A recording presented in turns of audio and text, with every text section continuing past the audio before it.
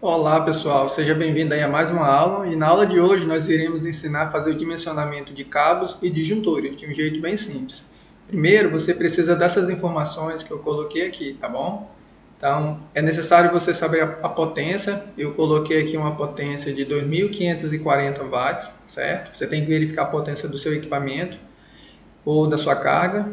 Eu vou instalar esse cabo, esses disjuntores, num ambiente onde a temperatura é 40 graus. Você deve saber a temperatura do ambiente também, porque se você for instalar tipo num lugar bem frio, um frigorífico, uma câmara fria ou até mesmo a céu aberto, a temperatura vai mudar. Então eu coloquei aqui uma temperatura de 40 graus, essa é a temperatura do ambiente. Eu coloquei a tensão de 127 volts, que é a tensão que esse equipamento vai funcionar, certo? Que é um micro-ondas. Ele vai entrar fase neutro, então dessa forma, de acordo com a tabela 46 da NBR 5410, é considerado dois condutores, porque o neutro também é considerado um condutor, certo? Então já deixa essa informação aqui anotada. Se tiver dúvida, você pode ver a tabela 46 dessa NBR. Você também tem que saber a corrente. Para você encontrar a corrente, tem que dividir a potência pela tensão. Aí você encontra lá a corrente. O meu deu 20 amperes. Em seguida, você tem que saber o cabo que você vai querer usar. O mais comum e mais barato que tem no mercado é o de PVC, que ele aguenta ali 70 graus Celsius, tá bom? Depois disso, agora nós vamos constar a NBR 5410. Então vamos lá.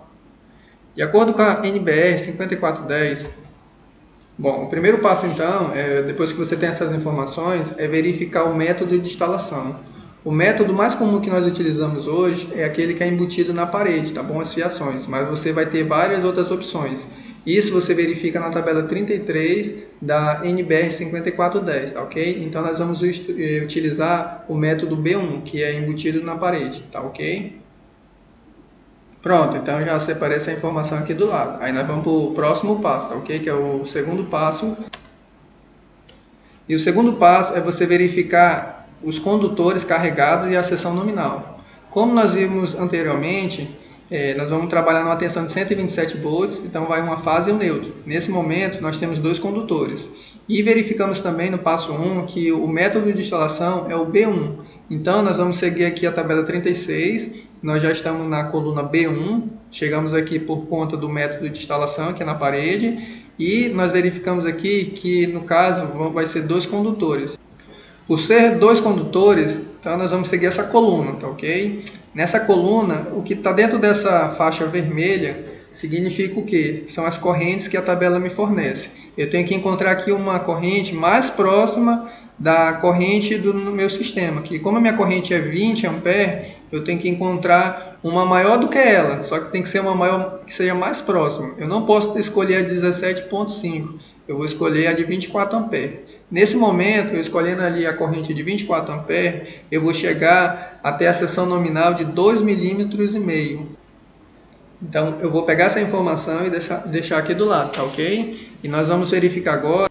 O próximo passo agora é saber em que temperatura que vai ser instalado esse circuito. Como a gente já viu primeiramente lá em cima que a temperatura do ambiente é de 40 graus, nós vamos seguir a tabela 40 da NBR 5410, onde se você trabalha numa temperatura ali nesse ambiente, o circuito vai trabalhar em 40 graus e o tipo do material é PVC, você vai utilizar aí aquele número de 0,87. Então esse é o fator de correção de temperatura. Então vou anotar essa informação aqui do lado.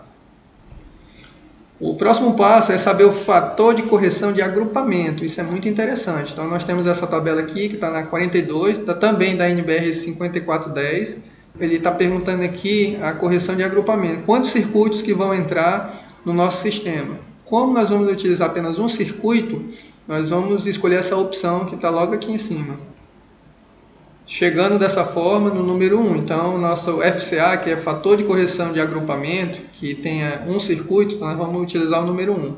Uma vez que eu tenho o meu fator de correção de temperatura, que é 0,87, e o meu fator de correção de agrupamento, que cheguei a 1, eu vou multiplicar os dois e chegar ali ao valor de 0,87. O próximo passo é pegar esse valor 0,87 e multiplicar pelo valor da corrente que você encontrou na tabela, que no caso é 24. Então, eu vou multiplicar 0,87 vezes 24 ampere, chegando ali a 20,88 ampere. Esse é o valor trabalhando na temperatura de 40 graus, no ambiente de 40 graus, que vai ser conduzido essa corrente, certo? Então, nesse caso ali, o condutor, certo? Um cabo de 2,5 mm vai conseguir conduzir ali uma corrente apenas desse valor. Então, vai haver uma queda devido à temperatura, certo? Bom, então eu vou deixar salvo aqui esse valor do fator de correção de temperatura e agrupamento corrigido deu 0,87. Eu vou deixar ele aqui que eu vou usar mais na frente. O próximo passo agora é você separar as informações. Então eu tenho aqui uma corrente do circuito que é de 20 ampere, precisa de no mínimo isso para poder estar funcionando. E a corrente máxima do cabo que eu encontrei com a temperatura corrigida junto com o agrupamento deu 20,88.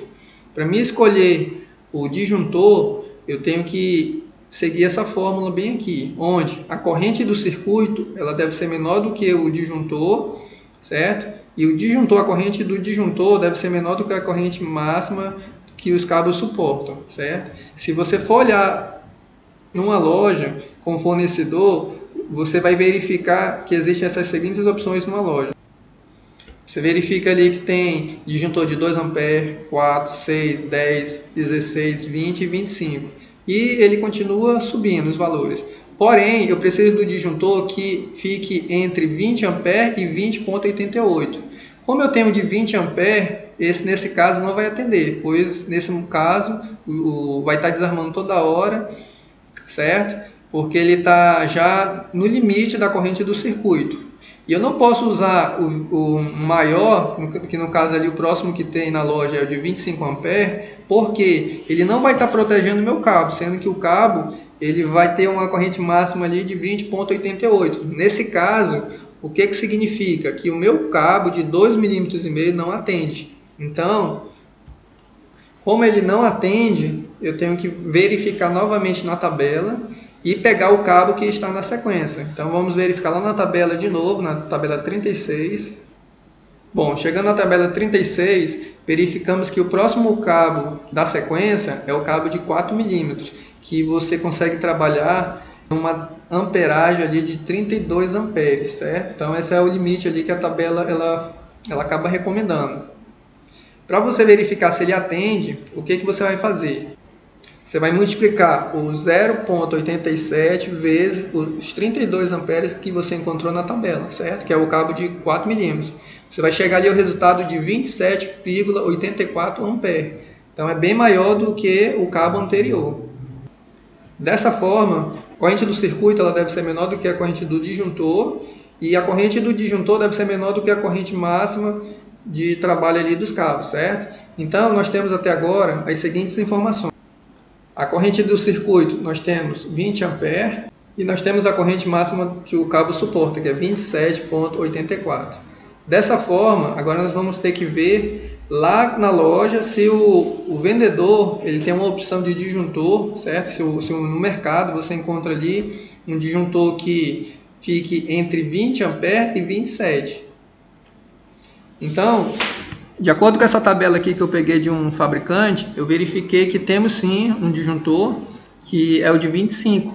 Então dessa forma, nós vamos colocar aqui e comparar. Que deu 25 ampere, ele vai atender ali porque ele vai deixar o circuito trabalhar normalmente, certo? Ele vai desarmar somente quando chegar em 25 ampere e também vai proteger o nosso cabo, porque o nosso cabo aguenta até 27,84, essa é a corrente máxima que nós encontramos aqui, certo? E nesse momento, o que acontece? De acordo com o nosso dimensionamento, chegamos no cabo de 4 mm e o disjuntor de 25 amperes, tá ok? Então espero que você tenha entendido.